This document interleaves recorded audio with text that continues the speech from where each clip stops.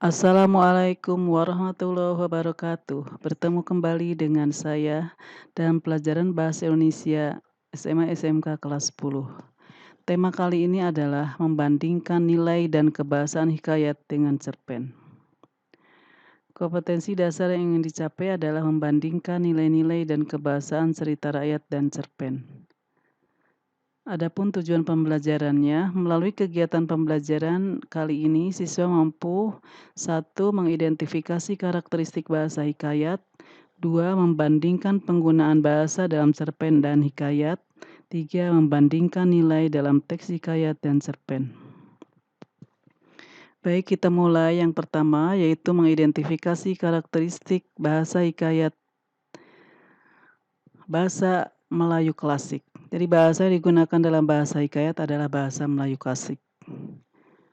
Cirinya adalah 1. Banyak menggunakan konjungsi atau kata penghubung, dan yang kedua penggunaan kata arkais atau bahasa yang sudah jarang digunakan. Contoh penggunaan konjungsi dalam kutipan hikayat. Di sini ada kutipan hikayat yang berbunyi begini. Maka berkeinginanlah istri Khojan Maimun untuk mendengarkan cerita tersebut. Maka Bayan pun berceritalah kepada Bibi Zainab dengan maksud agar ia dapat memperlalaikan perempuan itu. Hatta setiap malam, Bibi Zainab yang selalu ingin mendapatkan anak raja itu dan setiap berpamitan dengan Bayan. Maka diberilah ia cerita-cerita hingga sampai 24 kisah dan 24 malam. Burung tersebut bercerita, hingga akhirnya lah Bibi Zainab pun insaf terhadap perbuatannya dan menunggu suaminya Khojan Main pulang dari rantauannya. Dalam kutipan tersebut, konjungsi maka digunakan hingga 3 kali.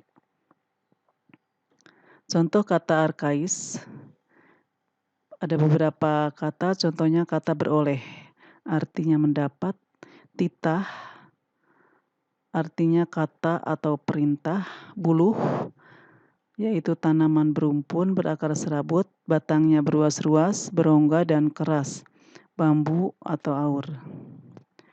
Ada beberapa kata arkais lain, misalnya mahligai, ditoreh, cembul, inang, upeti, selit, dan bejana, serta tentu banyak lagi yang lain.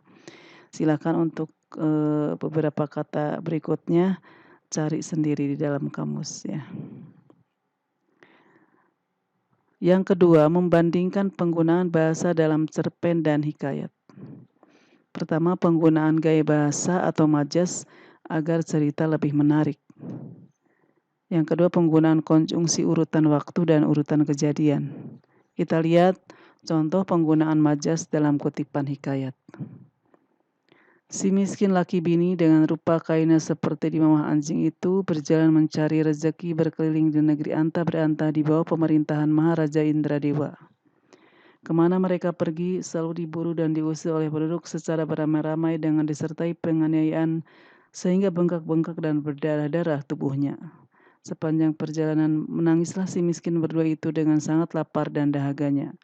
Waktu malam tidur di hutan, siangnya berjalan mencari rezeki.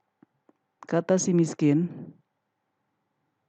atau majas si miskin dalam kutipan hikayat di atas merupakan contoh majas antonomasia, yaitu majas yang menyebut seseorang berdasarkan ciri atau sifatnya yang menonjol. Contoh penggunaan majas antonomasia dalam kutipan cerpen. Pilih mana, katanya, 3, 4, atau 7. 4. Ia tersenyum penuh kemenangan. Selama 15 tahun saya bekerja di sini, katanya, Anda orang pertama yang tidak memilih 7. Ia menulis nomor kursi di boarding pasku dan mengembalikannya bersama dokumen-dokumenku. Lalu memandangku untuk kali pertama dengan matanya yang berwarna anggur, sebuah hiburan sampai aku bisa melihat si cantik lagi. Kemudian ia memberitahu bahwa bandara baru saja ditutup dan semua penerbangan ditunda. Dikutip dari sebuah blog.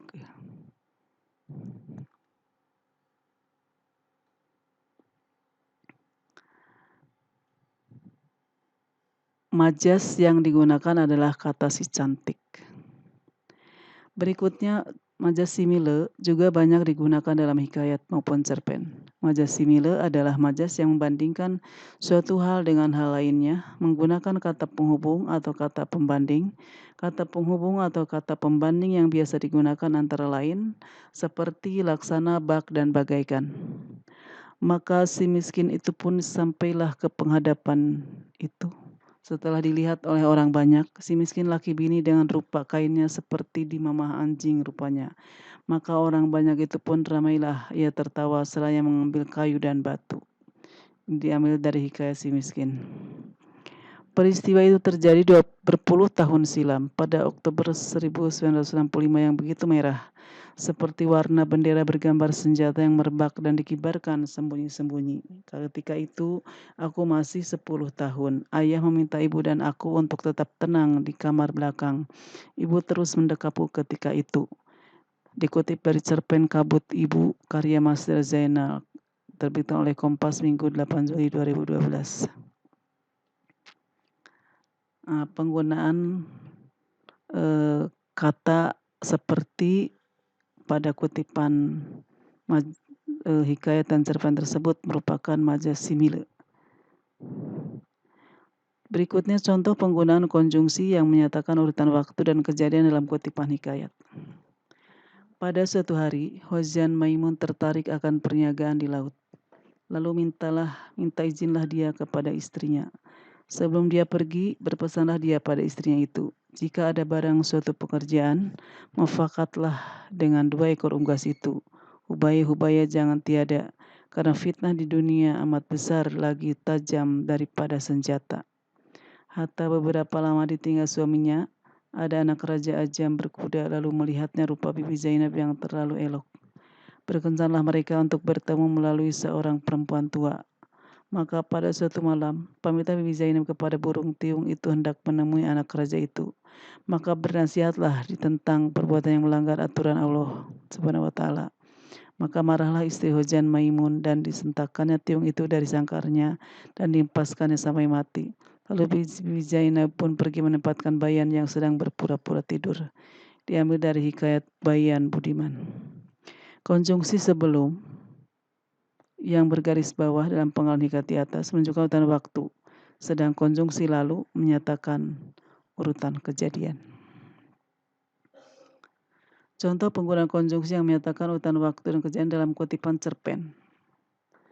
Ketika Laila memutuskan untuk mengungsi, meninggalkan kampung halamannya, perih yang melilit perutnya kian menjadi-jadi. Terlampau perihnya hingga seluruh pandangannya terasa buram. Laila seperti melihat ribuan kunang-kunang berlesatan mengitari kepalanya. Selanjutnya ia menyebut kunang-kunang itu sebagai sang maut. Sang maut yang selalu menguntitnya dan sewaktu-waktu siap mengantarnya menyusul almarhum suaminya.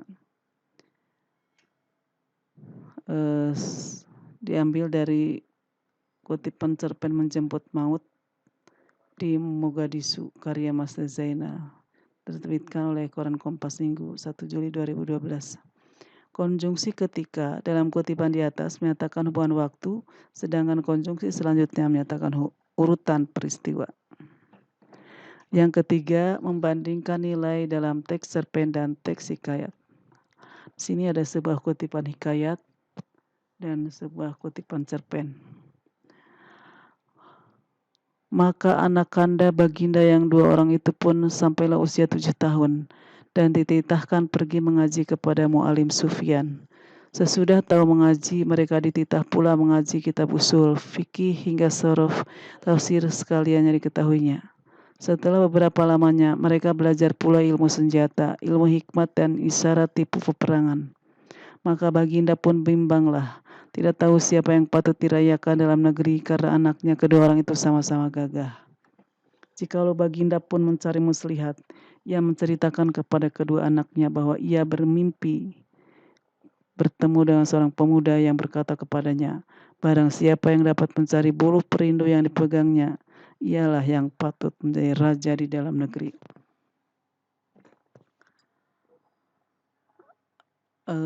Berikutnya kutipan cerpen. Memang ngapain sih mas ke Madura segala, lama lagi. Diajak survei sama salah satu profesor dan kontraktor untuk perencanaan bangunan besar di sana. Dik manis. Sekalian penelitian skripsi Mas. Soal bangunan dan penelitian skripsi. Lalu kenapa Mas Gagah bisa berubah jadi aneh gara-gara hal tersebut, pikirku waktu itu. Mas ketemu kiai hebat di Madura, cerita Mas Gagah antusias. Namanya Kiai Gufron. Subhanallah, orangnya sangat bersahaja, santri-santrinya luar biasa. Di sana Mas memakai waktu luang Mas untuk mengaji pada beliau. Dan tiba-tiba dunia jadi lebih benderang. Tambahnya penuh semangat. Nanti kapan-kapan kita ke sana ya, Git. Kutipan diambil dari cerpen yang berjudul Ketika Mas Gagah Pergi oleh Helvitiana Rosa. Demikian materi kita kali ini. Semoga bermanfaat. Terima kasih atas perhatiannya. Mohon maaf bila ada hal yang kurang berkenan. Assalamualaikum warahmatullahi wabarakatuh. Selamat belajar.